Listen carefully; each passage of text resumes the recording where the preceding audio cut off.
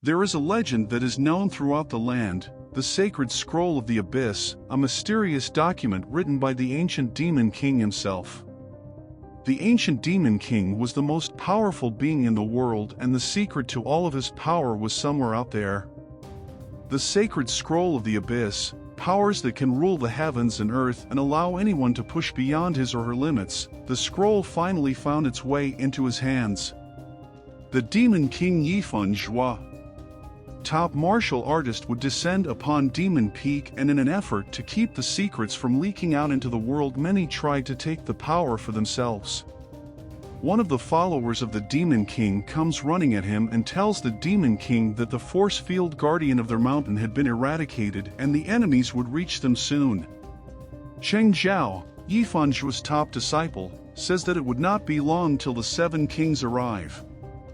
Yifan tells him to stop panicking, as even the 7 kings were no match for him, but he did not think that they would be able to break his force field, so he heads to them. There were armies from the other kings telling him to hand over the scroll. Yifan says that they were a bunch of worthless soldiers, and how dare they bark orders against him. The soldiers see that he was coming their way, but before anyone could respond, Yifan starts killing them. Suddenly a voice echoed telling Yifan to give up. He looks up. Yifan sees that they had arrived and goes to them. The 7 kings were there. They were asking him to hand over the scroll, and if he did, they would spare him his life. He tells the King of Swords that he was a fool, and he was recognized in the sacred realm as the most powerful among all of the kings. Even if all of the 7 kings came to him, they were no match for Yifan. He asks if they all really wished to die together. The Sword King tells him that Yifan was now the enemy of the entire sacred realm and asks if he really thought that no one could stand up to him. The strongest saint comes there and tells Yifan Zhuo that on behalf of the sacred realm he would take back the ancient Demon King's legacy. Cheng Zhao tells him that the strongest saint in the realm was there. Yifan says that the guardians, saints, heroes, they were all just a bunch of greedy, sinister people. Just then he is stabbed in the back. It was Cheng Zhao telling him that a wise man must adapt to the situation. Yifan looks back and asks Chen if he was the one that leaked the information and disarmed the force field to let them in. Yifan asks why, as he had raised Chen as his own ever since he was a child. How could he betray him? Chen tells Yifan that he owes him everything, but he should not have kept the sacred scroll of the abyss to himself, and he did not let Chen even take a peek. Yifan asks if lust for power was everything to him. Chen answers that if one believes in something, no matter what, they should have the conviction to do it. The Demon King Yifan laughs and tells him that it was well said. With his last breath he shouts that even if he has to destroy the sacred scroll, he will never hand it over to anybody else. The king's back of thinking that he was going to self-destruct. There is a huge flash. A light passed through the forest. A young man was lying dead. The light then travels inside that boy. He opens up his eyes. It was Yifan Zhuo. He was in a new body now. He stands up, not believing that he, the Demon King, ended up in a little brat's body. He hears a rustle at the back. He notices something. With intent to kill, some animals were looking at him. It was the pack of wolves. They then dash towards Yifan. He looks at them with a scary look and tells them to get away. The wolves sensed the danger and then ran away from him. Someone was calling for his help. Yifan thinks he must be someone who knew the owner of this body. His chi force looked to be around tier 2, and that was enough to feed him. He guards the soldier's face. The soldier senses that he was not Fan and asks who he was. Yifan tells him that was right and introduces him as the Demon King Yifan Zhuo. He then uses the demonic execution from the sacred scroll of the abyss. It was one of the highest ranking ability in the sacred scroll that could be used to absorb other people's powers to become one's own. But that person's spirit energy will repel the new body, so He needed to convert it into demonic energy first before he could fully absorb it. It was morning already. He could not believe that it took the while night to convert a tier 2 chi force. He then tries the energy that he took in. His energy was feeling good. He was dead set on taking revenge against the King of Swords, Cheng, and all the guys. When he returned to the sacred realm, he planned to be the end for all of them. His body went from powerless straight up to level 5 on the basic tier. He thinks that it won't take long for him to return to the sacred realm. Just then he notices something. Something was happening. He sees some people. A guard was telling someone a traitor. Commander of the Luo family guards Yin Peng was with her. The traitor was the manager of the House of Luo, Shisan, who tells the commander to stand down as they have worked alongside each other for many years. Luo tells Sun that the reverse dragon palm is a technique that has been passed down in the Luo family for generations, and there was no way in hell that she would hand it over to him. The small one brags, telling her sister not to stop her as she was going to kill that traitor.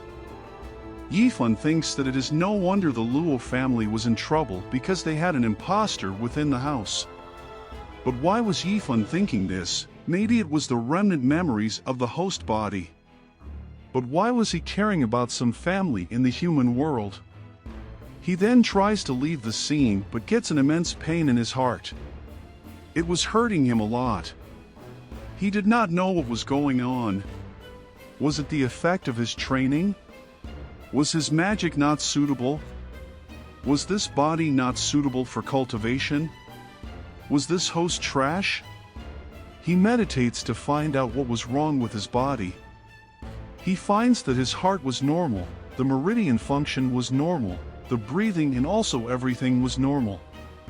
So, then what was wrong with him? Sure enough, it was after he saw that Ms. Luo's expression the pain disappeared. On the contrary, when he leaves it, this host's chest would be very painful. That was the magic of the heart. For practitioners, if they were exposed to magic, it was same as a curse, cannot freely do according to their hearts. If they break, they will die. He then first tries to combine the kid's memory to see what kind of heart magic was in him. He sees the memory of the kid. His father had died and Luo family daughter defended him as the part of her own family, so he planned to work hard and be strong to save Luo's family. Suddenly the Luo family were attacked. Luo's parents were dead, and when Zhuo Yifan was about to die, he was angry at himself that he could not protect Luo's family. He was determined to the Luo family and look after Miss Luo Jia, so as long as Yifan violated them, that host of his would trigger heart magic. Yifan was angry of the condition as he had to be someone else's slave for the rest of his life. Even killing people was better than this. He was the magic emperor of the Holy Land, and now he had to serve a small family. He punches the tree in anger and breaks it. Thinking that he had no other choice, he goes to save her. One of the people hears the noise and asks who was there. Luo asks if there was someone there to help them. Yin Peng tells her that there is no way that help could arrive this quickly. Yifan comes asking Luo what was wrong with giving them the spiritual martial arts, as losing her life would be a greater loss for the Luo family. Luo recognized him as Zhuo Yifan. Luo says that she thought he was dead. Yifan tells that it was a great miracle that he was alive, acting as Zhuo Yifan. Yifan aka Zhuo Yifan analyzes the situation. He speculated that the weakest among the bandits was in the 6th layer. While Sun Guanjiao was talking trash about him, he analyzes that Sun had the larger chi between them, and with his current strength this battle would be of life and death. Yin Peng thinks that Zhuo Yifan was really stupid. The other one thinks that he was scared and talking nonsense. The little brother says that he shall be punished. Zhuo Yifan says that they were already on the edge and there was no point in defending. Luo tells him to stop taking nonsense and leave them. Sun smirks, thinking that Luo was really kind, as even now she was caring about a mere slave. Luo asks Sun Guanjia if he would let Zhuo Yifan go. Sun tells her that was not possible. He orders his men to kill Zhuo Yifan and then kill all of them one by one until they surrender.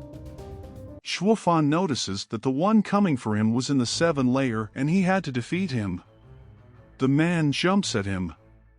Zhuo Yifan smirks. He turns and blocks the knife. Then when the knife gets of the man's hand, Zhuo Yifan catches it and then slices the man in half.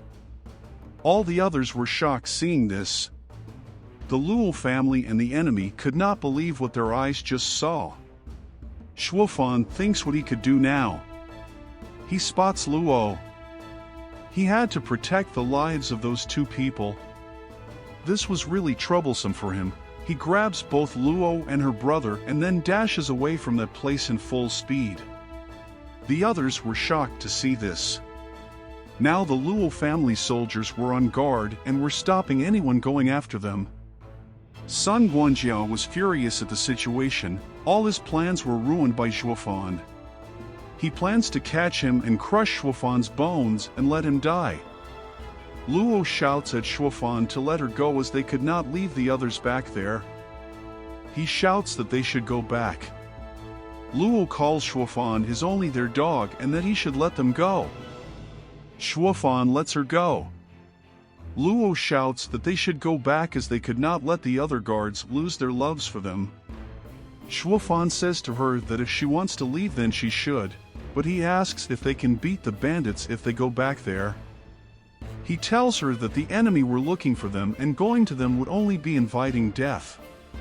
Luo's little brother shouts at Zhuo Yifan, calling him a slave, telling him to hurry up and take him and his sister back there.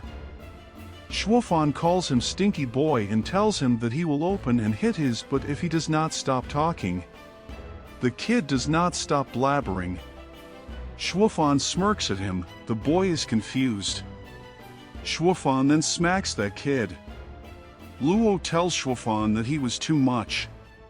Zhuo Yifan states that it was only a small punishment and way better than the little boy dying in their hands, and by the way he asks if there was any hiding place nearby. Luo understands this and tells him that there are several farms in the square and no hiding place. There was a foggy forest on the west side of the Black Wind Mountain, but the bandits might know the terrain there. Zhuo Yifan, smiling, tells them they should go there only. Zhuo Yifan tells her to hold her brother in the front of the road. Luo was thinking that after they escape this situation she will be sure to punish him. They got to the foggy forest. The mist there had been around for years and it was hard for people to get in and out of there. Her father had told her that the chief of the Black Wind Mountain was strong, and it wasn't worse than him, but for decades, both sides did not do anything and she did not know why this time the bandits suddenly attacked them. Zhuo Yifan laughs and thinks that the place was very good. Luo did not know what to say. Luo tells her brother to go with Zhuo Yifan and she would divert the bandits. Zhuo Yifan says that he refused that. He says that he was not used to the terrain there and if she was not along with him that he could not look after her brother too, and if she goes, he tells her that he would immediately kill that child. The little kid shouts at Zhuo. Zhuo states that if she leaves it would be the same as dying and tells her to take care of her life that has been saved by her people. He tells her that her life was very valuable to him. He smiles and tells that he would destroy the Sun Guanjia and the bandits in the forest.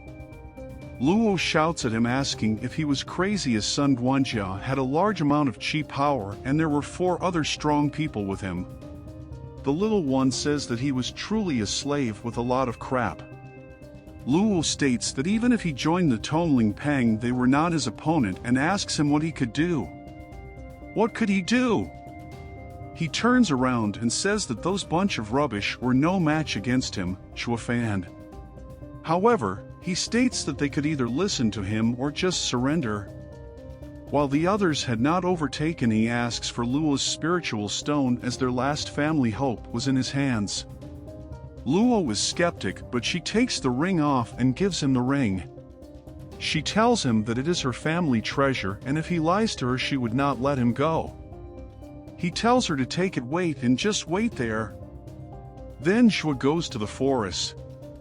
the little boy says that the slave had become very arrogant and tells her sister that she must teach him a lesson. Luo pats her brother's head and tells him that even though he does not respect them, he has helped him a lot, and this was way better than those who were silent and bullshit. So she tells him that they should be grateful towards Zhuo.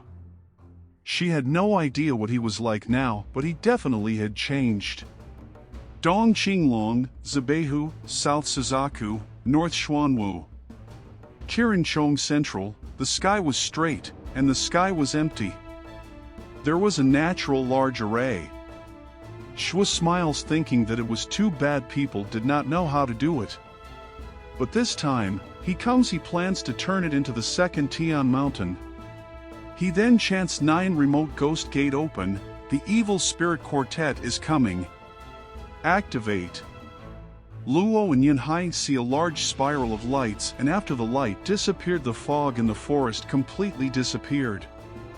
Zhuo then comes back to them from the forest. Luo asks him what had happened in the end and asks if he was the one that did that. Zhuo tells her to calm down as it did not need to be fussed. He then tells her to follow him and says that he will teach her magic shackles and other spells when they were there, and he could control and kill them. What? Luo is shocked and asks if that was the only way to defeat them. The array method was something more valuable than methods and martial arts in this world. The first level array used is the mystery of the Zhongmen family. The first array also had hundreds of thousands of lingji, which could not be measured in price. He was only a slave, but he did a set of array formation casually. She asks Zhuo Fan how that was possible. Zhuo tells her not to worry about how he will do it. He tells that he has set the limit and he would teach it to her now, and tells her to wait until they die. The night falls, Sun Guanjia get near the foggy forest and speculate that they were in the forest. Pang is telling them to kill him right there, otherwise he will kill them and take revenge of all those who have died because of them. Sun tells him that when he takes him as a hostage, his name will fulfill his request because they were hiding there and they needed his guidance as the misty forest were not familiar to them.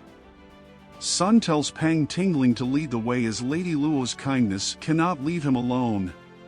Pang understood that Sun Guanjia was planning to use him to threaten Miss Luo. While going through, they seemed like someone under a tree. Everyone was shocked. It was Zhuo Fan. Sun tells Zhuo that he was brave to stand before him. He tells his men to quickly catch him and kill him. One of them rushed towards Zhuo while he just sits and watch as the enemy approaches. Thank you for joining us in this recap journey. If you liked the video, don't forget to hit the like button. Comment if you have suggestions, want more of the series. Don't forget to share it with your friends. Do subscribe if you want more similar content. This is Universe Nexus, your passport to the immersive realms of anime and manga.